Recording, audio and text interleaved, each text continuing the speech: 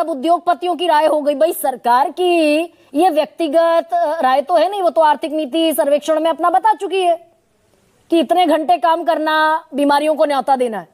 क्या करें फिर?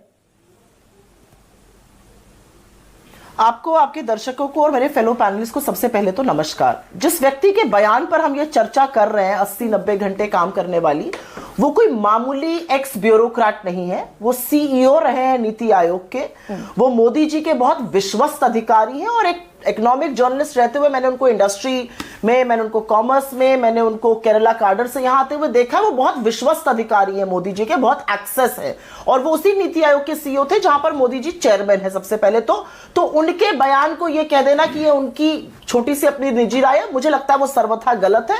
वो एक बात कही जा रही है जो नारायण मूर्ति जी ने शुरू करी, जो सुब्रमण्यम जी ने करी, जो अब ये कह रहे हैं, एक बात कही जा रही है और उस पर डिबेट हो रहा है और इस डिबेट का महत्व है। मैं पहली चीज कहना चाहती हूं, मेरे 3 या 4 पॉइंट्स हैं और मैं आपसे बस एक अनुरोध करती हूं कि मुझे वो पॉइंट्स बोल लेने दीजिए क्योंकि ये जरूरी है बोलना। ये जो झुंझुना है ना $30 ट्रिलियन इकोनॉमी का, $30 ट्रिलियन इकोनॉमी पहुंचकर क्या हो जाएगा? हम विश्व की तीसरी 5वीं बड़ी अर्थव्यवस्था बन गए। क्या हुआ? हमारा पर कैपिटा इनकम $2,500 है। ब्रिटेन को, जिसको हमने ओवरटेक किया, $50,000 है। अमेरिका का $86,000 है। Quality of life UK, US, Germany, बाकी जो देश है, फ्रांस, उनकी देख लीजिए और हमारी देख लीजिए। पहली ये चीज। दूसरी चीज, इस $30 ट्रिलियन का या इस $5 ट्रिलियन का या $10 ट्रिलियन की इकोनॉमी का फायदा किसको हो रहा है? ये जो एवरेज एम्प्लॉइज है, और आपने बहुत अच्छा विश्लेषण किया यहां पर, और मैं इसको बिल्कुल राजनीतिक चश्मे से नहीं देख रही हूं, ये हर जगह हो रहा है।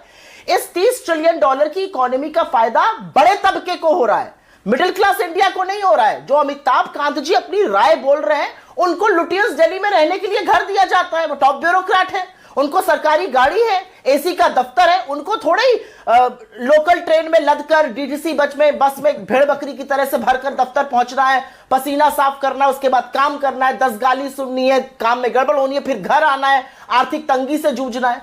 यह मेरा पहला पॉइंट है। दूसरा पॉइंट, और यह पॉइंट बहुत जरूरी है यहां पर कहना, सोशल एनिमल होना बहुत जरूरी है। हम सब सोशल, सामाजिक लोग हैं।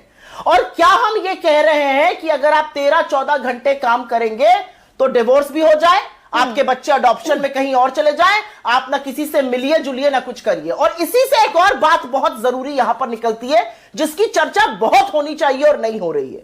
वो है भारत में निरंतर कार्डियोवैस्कुलर डिजीज का, डायबिटीज का, जो नॉन कम्युनिकेबल डिजीजेस होती है, जैसे हार्ट की प्रॉब्लम हो गई, अस्थमा की प्रॉब्लम हो गई, डायबिटीज की प्रॉब्लम हो गई, स्ट्रेस की प्रॉब्लम हो गई, ये लगातार बढ़ रही है। पहले 32% डेथ इसकी वजह से होती थी, अब 68% डेथ इसकी वजह से हो रही है।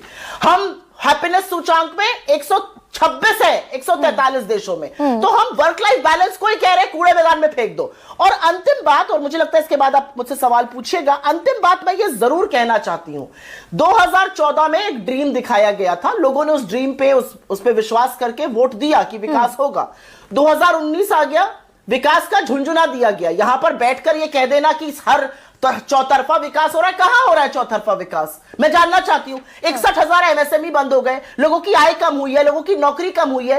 डेकेडल ग्रोथ 10 साल में आपकी 6.4% है, और बिना राजनीतिक में मैं कहती हूं पहले वाली सरकार की 7.4% है। तो एक ही जो डिसोल्यूशनमेंट है, अब अटेम्प्ट किया जा रहा है। सुप्रिया, लेकिन भाई अगर एक सपना देख लिया गया भारत का, गरिमा जी एक मिनट, अच्छा कह लीजिए, कहिए, थोड़ा सा और बचा है आपका, कह लीजिए। एक सेकंड प्लीज। अब एक ये अटेम्प्ट हो रहा है, एक ये चौतरफा अटेम्प्ट किया जा रहा है कि लोगों पर ही जिम्मेदारी लाद दो कि तुम्हारी वजह से हम विकसित भारत नहीं बन पा रहे हैं। अगर सरकार कुछ भी ना करे ना, हाथ पे हाथ धर के बैठ जाए सब लोग, फिर भी हमारी इकोनॉमी 5% से ग्रो होगी।